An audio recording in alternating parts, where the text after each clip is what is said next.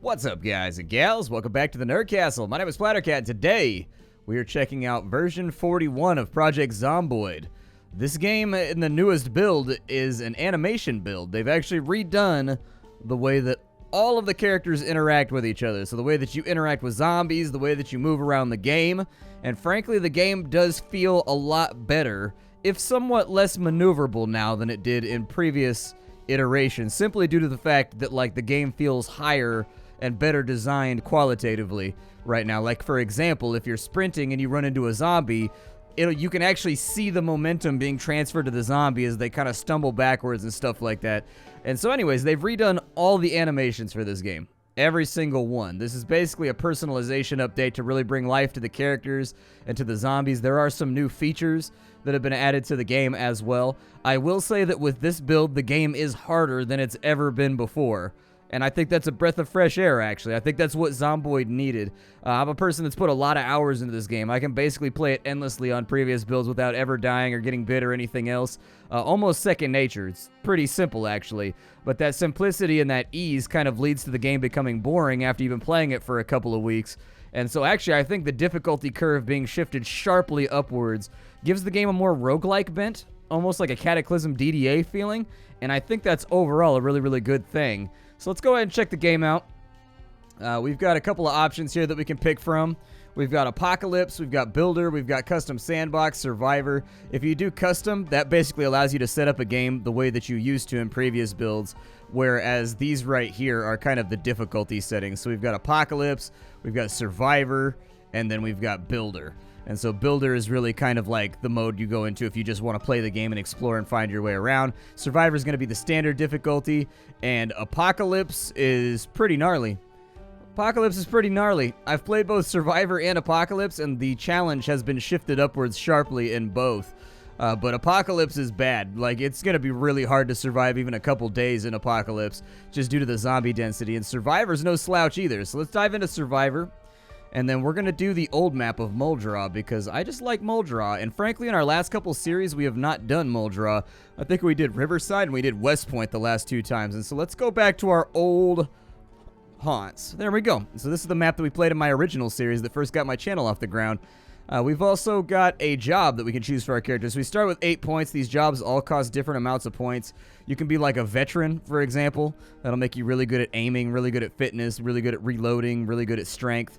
You can be a nurse. Some of these will leave you with more or less points based on what you decide to go with. My personal favorite is to go with Carpenter. I think Carpenter is the best all-around choice in the entire game because you get a solid chunk of fitness. You get a bunch of carpentry, which is really difficult to level up in-game without grinding. And then you also get a little bit of weapon skill. But that's not quite as bad because the weapon skill levels up pretty quickly if you do a lot of combat like I do.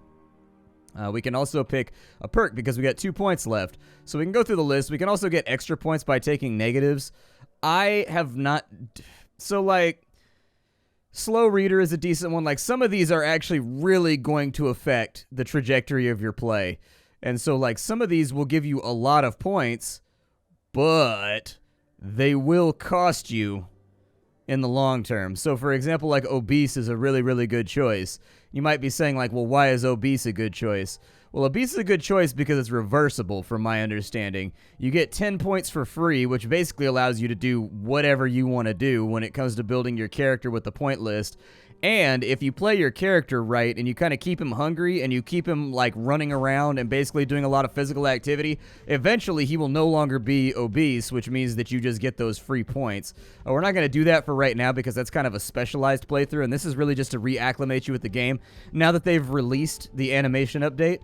But I think... Oh, Brave is really good.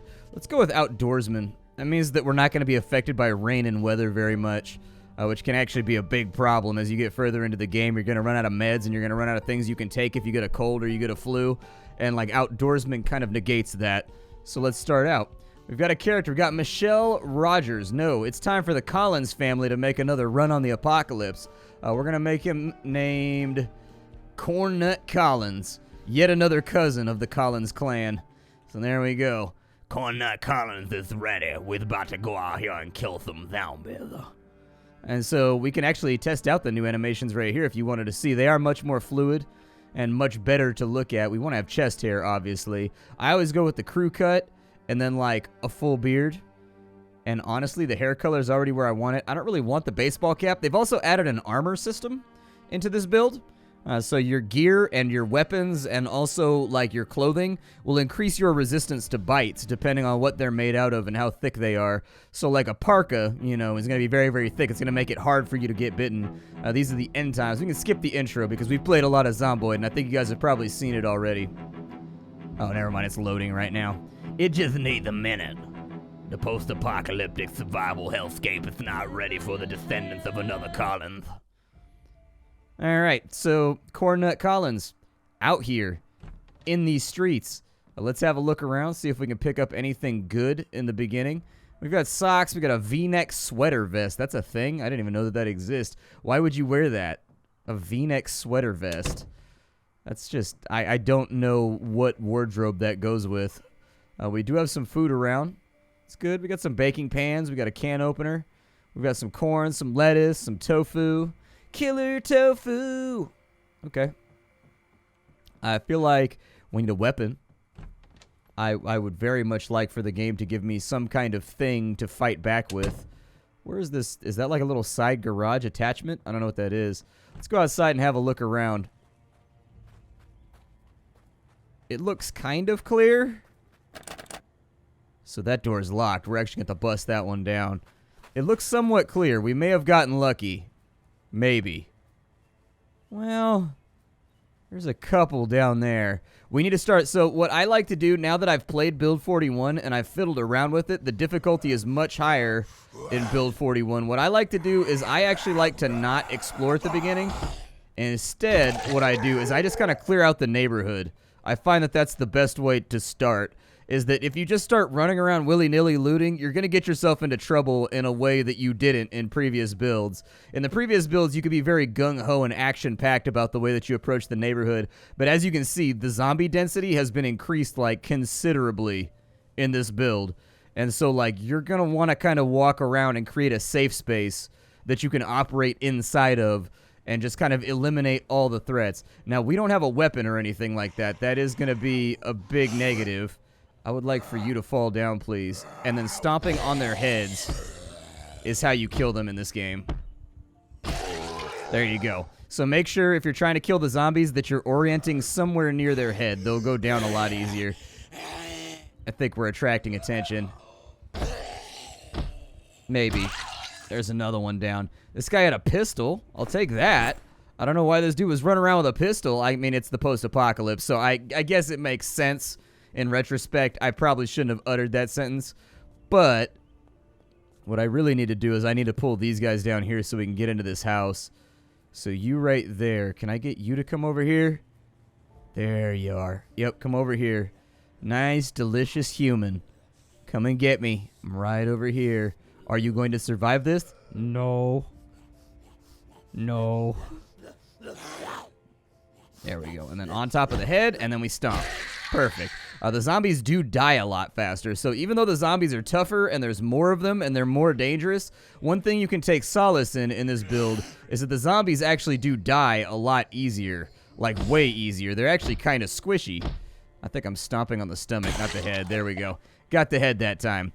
That was a thing that was rumored in previous builds that I was never able to quite verify that you kill a zombie faster or slower by hitting it in the head in previous builds. It always kind of felt arbitrary to me. In this build, it is immediately obvious that if you stomp on the head, they die very quickly. And if you stomp on the legs or the body, they take forever. Like, you will exhaust yourself trying to kill them. So always make sure when you knock them down, you go over to the head and then you stomp on it. We're going to be playing this playthrough incredibly slowly because I cannot over-explain how dangerous this build is. It is super easy to die in Project Zomboid now. And, like, it's just better if you take it slow and just keep yourself on an even keel. Oh, we gotta lock it. You know what I have to do? I have to make my dragon treasure pile. It's an established tradition for me. Oh, there's a zombie in the house. Okay, so before he makes too much noise, let's go deal with him. Hey. Hey. I don't want to kill you in the house. but I will kill you in the house if I have to. Yeah, pick this guy up. We need this dude to be outside. We're going to be a little bit... Oh, really? That guy's pretty light. Okay, that's good. Well, we need this guy to be outside. Like, we just need to kind of bring the body out here. There we go. We got a habeas corpus for right now. I think... I'd really like to find a weapon. We're doing this the hard way right now. Like, doing it all by hand, but... I'd really, really prefer to have a weapon, so we need to get into some of these houses and start digging around for anything that might be helpful. As much as I'd like to imagine pistol whipping zombies is going to work out pretty well for us, I can virtually tell you long term we're going to need like a baseball bat or a nail bat or a hammer or something that just kills these guys a little bit faster. Rosewood map is not that helpful, so I don't really care about it. I'm going to leave it right there. Hopefully we don't have too many zombies around here. So that door's locked. I'm going to open that window, and then that zombie's going to crawl out. Hopefully. There we go. So that zombie's going to crawl out. That one's got a backpack. That's really, really good for us. We could use that. We don't have any type of container on our back right now, so our loot runs are going to be incredibly limited. Let's go ahead and knock this guy down.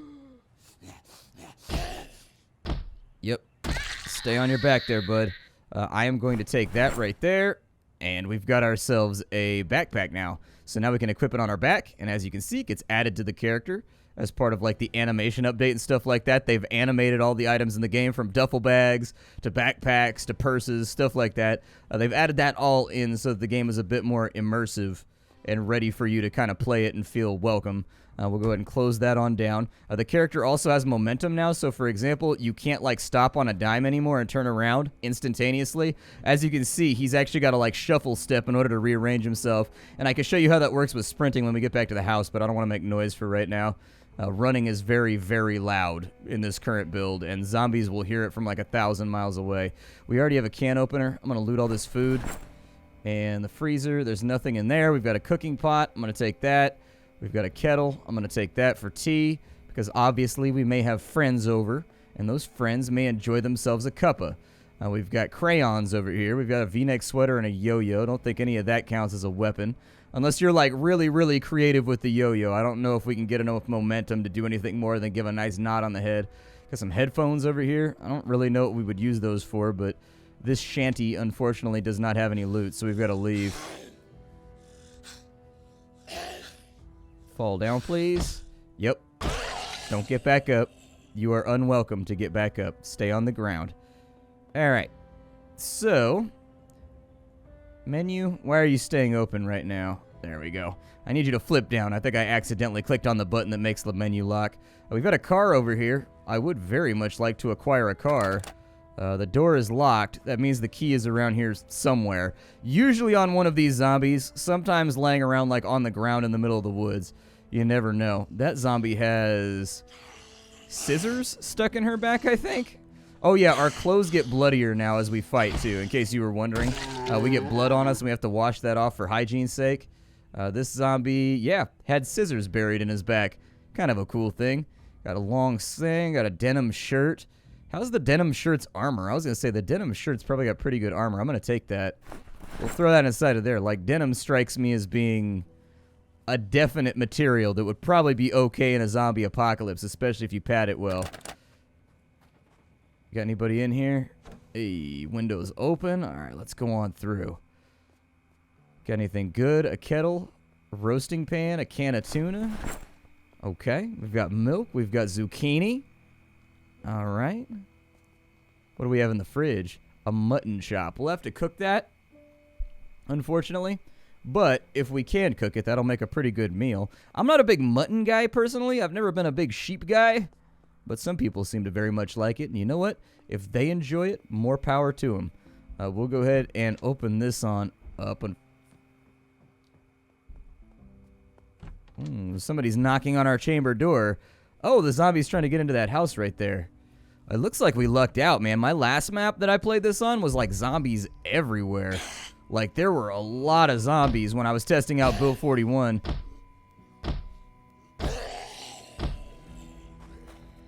Let's say we got another zombie right there, don't we? I'm just saying that other one's not down because I can't get to his head. Come on. There we go. That'd be some gnarly business right there, kicking in a zombie's head. Yeah, I had a feeling you were going to try and pull that one. That's a new little trick that the zombies like to pull. Be careful with these, like, low-down zombies right here. They can be kind of risky.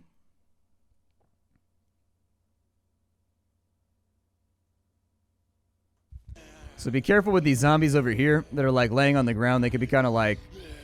They can be kind of difficult to get rid of without a weapon. I'm not a big fan of trying to, like... hit them with my foot because my foot is biteable, whereas like a baseball bat is much less so.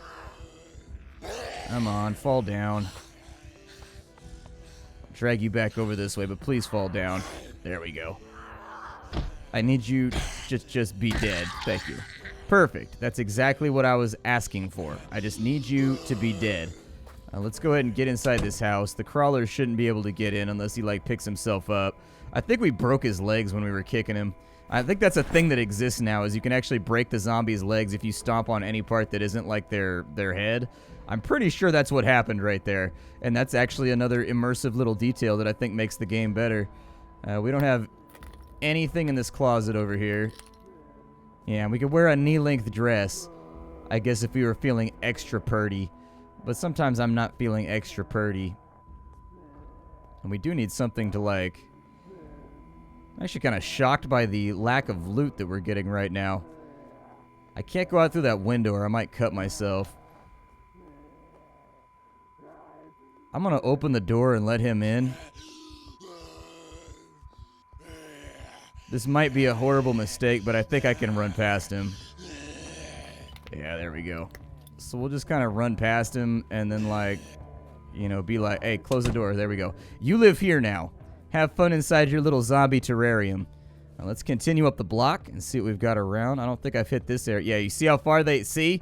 Don't run in this build. You see how far away he aggroed me just because I was running? Be really careful about running in this build. The zombie's sensitivity and awareness has been raised pretty tremendously versus the previous versions of the game. There we go. So he's now down. He's got a bathrobe. I don't think I need a bathrobe. I think I'm solid on that one. Right now, we're bathing in blood, and that necessitates no robe.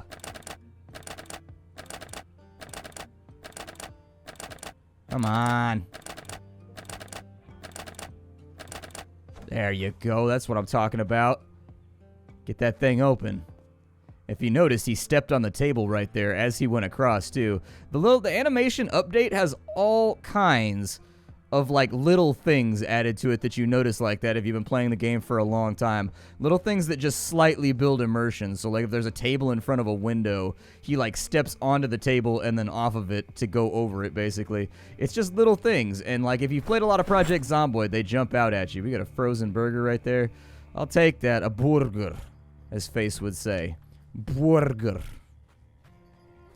We do need a weapon. The lack of weapons right now is really kind of concerning. We have found, like, if I just had, like, really a golf club, a baseball bat, like anything, really. Like, I don't need anything too crazy. I just need something. I just need the game to give me, like, anything. Let's head back up the street. And in heading back up the street, we may actually be able to craft an axe, if I remember correctly. Like, you can make, like, a survival axe or something like that. Yeah, you can make a fork on a spear. Like, you can make all kinds of weird stuff down here. I can make a stake. We can make a stone axe. So I need a tree branch. I need a chipped stone. I would need a dirty rag. Or some rip sheets or some twine. Okay. Well, I mean, we can forage out here in the forest and see if we find it. That's no biggie. It's pretty easy to do. I don't find rocks very often when I forage in the forest. But, like, some people have reported great success in attempting to do that, so I don't know. Let's have a look. We can also sit down, which is a pretty cool addition, so if you're ever, like, exhausted or whatever, you can now just, like, sit down wherever you are, kind of MMO style, and relax. I do think that a lot of these things that they're adding to the game are going to have some really serious impacts in a positive way on the multiplayer experience for like role-playing and stuff like that, just in case that's what you're into. I know it's not everybody's bag, but if you are into that kind of thing, like being able to sit and emote like a real human being does while interacting with the world is definitely something that I think a lot of people will look forward to. And I'm going to close these curtains. Close those down. I don't like sleeping in a house that has one floor in this game. Having 2 floors kind of gives you an extra layer of defense, like several doors that zombies have to go through before they get to you. As of right now, though, we're going to have to find ourselves... Ooh. Okay, we got ourselves a little horde back there. So we definitely don't want to agitate them. If we agitate them, we're going to have problems. So let's just kind of sneak around a little bit. Hopefully they don't drag over towards our house. We're just kind of checking out the neighborhood for now. It looks like we have a cop over there. Yeah, it says police on his shirt, I think. Yeah, so we have a cop over there. Good chance that he'll have a gun or like a nightstick or some kind of weapon we can use. Really sort of depends. I don't know where I want to go. I'm trying not to make noise. Like, sprinting is really, really, really not an option in the game anymore. Like, if you sprint in this game, it means that you've already been discovered. Like, it's kind of become a stealth game in Build 41, which I'm not, like, against, actually. Like, I think that's fine. I think, like I told you, the additive difficulty, I think, is a good thing, because Project Zomboid has been way too easy for way too long. We got 30 bullets right there. I guess I could equip the pistol. Like, I'm not trying to go weapons hot just yet, but... Let's go ahead and equip it as a primary. So as you can see, we now have a pistol. I don't know if it's racked or not. A little drawing animation right there, which I assume gets faster as you get better at it. And then we need to reload. So there's a magazine. Do we have to, like, hand load the magazine? Oh, nice. So they added in, like, the Escape from Tarkov, like, you've actually got to thumb load the magazine. Okay. Well, there you go. That definitely makes life a little bit more difficult, but also a little bit more immersive. And frankly, nowadays, with the way that I prefer games, like, I find that immersion works for me much better than a lot of other features. We do have a mail van over here. We can check and see if the keys are in the ignition. They are not. There's some antidepressants and a wallet, but no key. So I would assume that the key is more than likely on a mail carrier that's around here somewhere.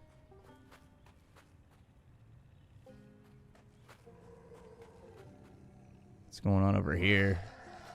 Oh, there's a zombie. Okay. Unequip the pistol. Oh, there's 2 of them. And they're kind of in a close grouping. Let's do what we can to separate them for now. So we're going to back this one off.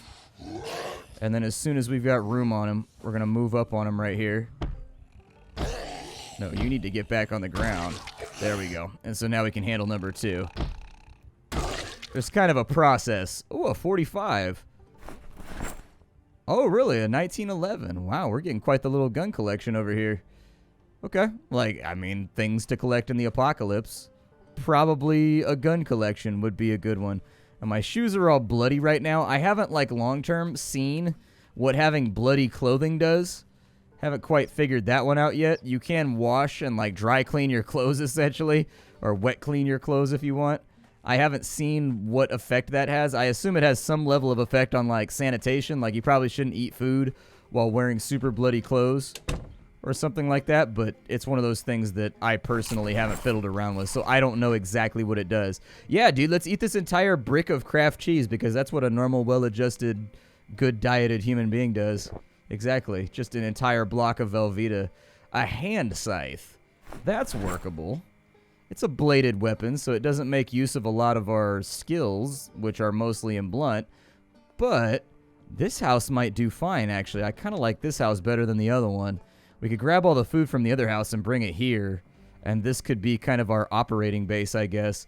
Let's throw all the food in here. I always, like, forget to throw my food inside the fridge in this game, and then, like, an hour later, I'll be like, why is my inventory so full? I just don't understand why the world persecutes me. There we go. So we'll throw all the food in there. It's going to take a minute because everything has a transfer time. It calculates for, like, you're taking something out of the backpack, you're finding it, now you're putting it inside the fridge. Like, basically, organization time is loaded in. Let's go check upstairs and make sure this place is safe. But I think we've actually got a really, really good start to a base here. if we can find just like 1 or 2 more things. Lots of books. That sounds great to me. Lots of reading supplies just to kind of stave off boredom a little bit. Some gloves. Okay. Some socks. I was more... Hey, a digital watch. Definitely want that, because if we put that inside our inventory, we can now see what time it is, and we can get a temperature readout. So that doesn't seem to be that important, but it... Ooh, a hand axe. Yeah. Okay, now we're cooking with fire. Now we're in this thing. It is an edged weapon, which I don't like very much, but it will allow us to chop our way through doors. It'll allow us to chop down trees and get wood supplies. So yeah, this is a pretty solid situation. This is going to be our weapon cabinet. We're going to go ahead and we're going to throw pretty much... Wait, where did that go? Anyways, I've got all of our gear unloaded. I'm feeling pretty good about where we are right now. This is a great place like to segue into the next episode. So thank you for joining me for Project Zomboid. This is Build 41, the animation update. They've done a tremendous amount of work with this one, and it shows. The game feels universally better at this point. I can't really think of anything to complain about with the new build. I think they did a good job. Project Zomboid has been one of those games that has been like up and down with its development cycle. Like sometimes it feels like it's stagnant and it's not moving forward. But with this update, not bad. I'm definitely pleased with it. As a Project Zomboid fan, this update has pleased me. So anyways, I know that sounds like a weird entitled thing to say, but it's like my job on the internet to assess games. And like, I think Build 41 is in every way superior to the previous build. How you doing? Take care, everybody. If you like this video and you want to see more and you want to turn it into a series, hit the like button down below. Leave a comment. Let me know how you're feeling about it. If you want to get the game, I got a link for you down below. My name is Splattercat. I sift through the pile to find what's worthwhile in the world of indie gaming every single day so you don't have to. How you doing? Take care, everybody. It's been a blast.